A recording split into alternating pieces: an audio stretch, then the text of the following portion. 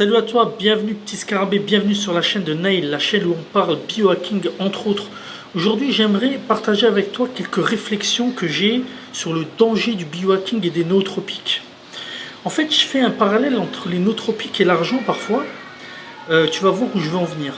Si tu as une partie de la population qui arrive à s'accaparer une grosse partie des richesses et des moyens de production, et que par ailleurs il n'y a pas d'impôts ou qu'il n'y a pas d'impôt pour essayer de récupérer un peu cet argent pour le redistribuer. Maintenant attention, je fais pas, c'est pas une vidéo philosophique sur le capitalisme, le communisme, des choses là. Pas du tout. Je partage pas avec toi mes idées politiques ou peut-être dans d'autres vidéos, mais pas celle-là. Donc c'est juste une analogie. Mais ça veut pas dire que ce que tu pourrais déduire de cette vidéo, c'est ce que je pense politiquement ou économiquement. Bref, en théorie, si tu as une partie de la population qui s'accapare tous les moyens de production, une grosse partie des richesses, à un moment, il va être impossible pour le commun des mortels de rattraper ces gens. Donc si tu veux, il y aura une certaine fracture économique qui sera infranchissable. Donc même là, j'ai fait une vidéo sur la différence entre millionnaire et milliardaire. Même là, il y a une partie de la population qui est pratiquement irrattrapable.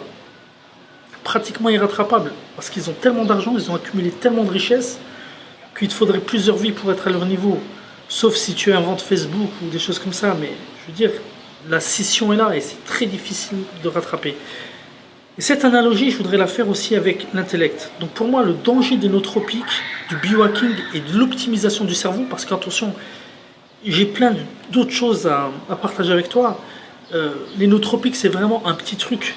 Mais au niveau de l'optimisation du cerveau, dans le futur, il y aura des choses incroyables, comme la simulation transcrânienne, comme le neurofeedback, comme la greffe de neurones, la greffe de particules de chips électroniques, potentiellement, ou la pose de casque qui stimule, donc un peu dans le genre de la stimulation transcrânienne. En tout cas, il y a des choses dans le futur qui arrivent et qui peuvent potentiellement être effrayantes. Et même au niveau des nootropiques. Ce dont je te parle et ce qui existe et dont nous ne sommes pas au courant, il doit y avoir des choses énorme. En fait, ce que je veux dire par là, c'est que à un moment, il y a des personnes qui vont réussir à s'augmenter intellectuellement à tel point qu'il y aura une scission entre ceux qui se seront augmentés et ceux qui ne se seront pas augmentés. Et en fait, on va avoir une classe de surhommes qui seront au-dessus de nous. Et le danger, c'est que tu puisses même pas t'imaginer à quel point ils vont être supérieurs à toi au niveau de l'intelligence. Tu vois, par définition, tu ne pourras pas t'imaginer. Écoute, il y aura une différence de degré, de même nature, qu'il y a une différence entre toi et un chat. Donc je ne veux pas manquer de respect aux animaux. Je ne pense pas que les êtres humains soient supérieurs aux animaux.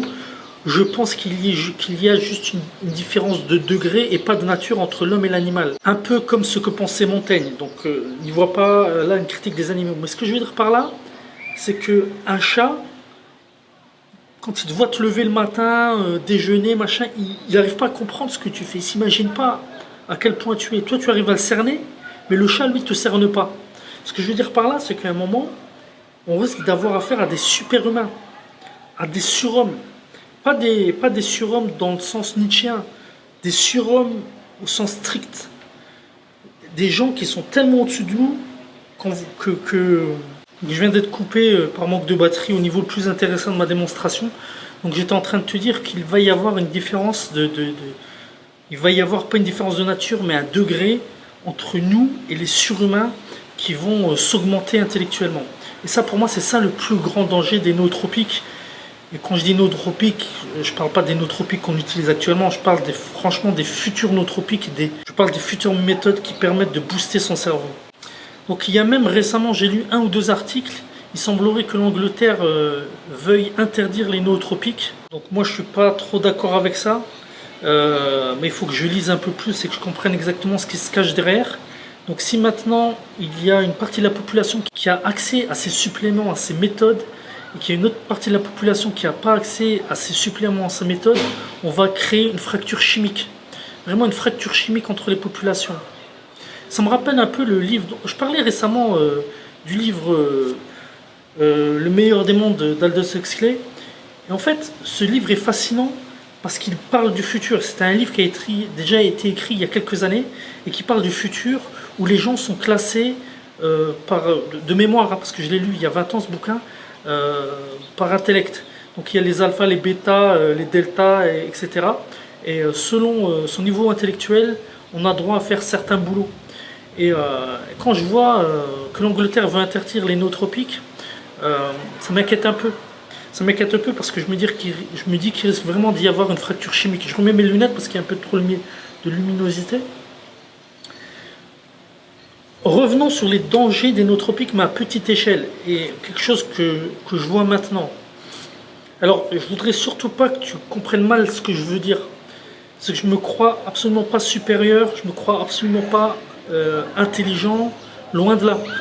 C'est ce qui m'a poussé justement à essayer d'optimiser mon cerveau. C'est parce qu'à un moment, je me trouvais trop moyen. Mais à force, entre guillemets, d'optimiser mon cerveau, d'optimiser mon intellect et en même temps de nourrir ce cerveau par des livres, par de la lecture, par des réflexions. Le deuxième danger que je vois au nootropique, c'est que ça te crée une scission sociale. C'est-à-dire qu'à partir d'un certain moment, c'est comme si tu pensais tellement différemment que tu peux pratiquement plus t'entendre avec personne. Comment dirais-je? C'est pas que je m'entends pas avec les gens. C'est que je pense tellement différemment, j'ai l'impression, et encore une fois, je te livre mes réflexions à chaud, que je suis unique, quelque part. On est tous uniques. Mais j'ai l'impression que je suis obligé, pas de jouer un rôle, mais pour pouvoir m'entendre et discuter, je suis obligé de ne pas rentrer dans un débat à chaque discussion. Sinon, je risquerais de m'embrouiller à toute discussion. Donc, je descends mon niveau d'exigence lorsque je discute avec Pierre, Paul ou Jacques, des copains, des collègues, peu importe. Et j'essaie de ne pas rebondir sur tout. J'aime pas les banalités, en fait. Et en fait, dans les choses qui sont simples, n'importe quelle information, j'y vois trop de complexité. Je commence à avoir, comment dire,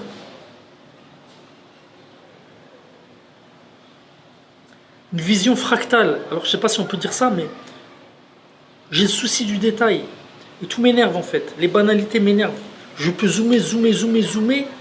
C'est un truc de fou, quoi. Et je pourrais discuter de tous les détails. Et en même temps,